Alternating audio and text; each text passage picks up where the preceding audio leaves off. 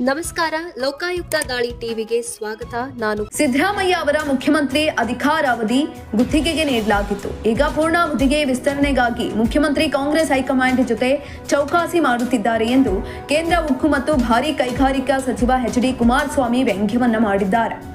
ಕರ್ನಾಟಕದ ಅತಿ ದೀರ್ಘಕಾಲ ಮುಖ್ಯಮಂತ್ರಿಯಾಗಿದ್ದ ಡಿ. ದೇವರಾಜ ಅರಸು ಅವರ ದಾಖಲೆಯನ್ನು ಮುರಿದು ಸಂಭ್ರಮಿಸುತ್ತಿರುವ ಸಿದ್ದರಾಮಯ್ಯ ಅವರಿಗೆ ಮುಖ್ಯಮಂತ್ರಿ ಅಧಿಕಾರ ಗುತ್ತಿಗೆಗೆ ನೀಡಲಾಗಿದೆ.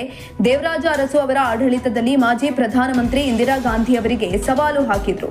ಆದರೆ ಸಿದ್ದರಾಮಯ್ಯ ಅವರು ಇಂದು ಹೈಕಮಾಂಡ್ ಮುಂದೆ ತಮ್ಮ ಪೂರ್ಣ ಅಧಿಕಾರ ಅವಧಿ ಮುಗಿಸಲು ಚೌಕಾಸಿ ಮಾಡುತ್ತಿದ್ದಾರೆ ಎಂದು ಹೇಳಿದ್ರು. ಹಿಂದೂಸ್ತಾನ್ ಮಿಷನ್ ಟೂಲ್ಸ್ ಮುಚ್ಚುವ ಸುದ್ದಿ ಬಗ್ಗೆ ಕೇಳಿದಾಗ ಕುಮಾರಸ್ವಾಮಿ ಅದನ್ನ ಮುಚ್ಚಿಲ್ಲ, ಗಡಿಯಾರಗಳ ಉತ್ಪಾದನೆ ಇನ್ನೂ ನಡೆಯುತ್ತಿದೆ, ಅದು ಸಣ್ಣ ಪ್ರಮಾಣದಲ್ಲಿ ಮಾತ್ರ.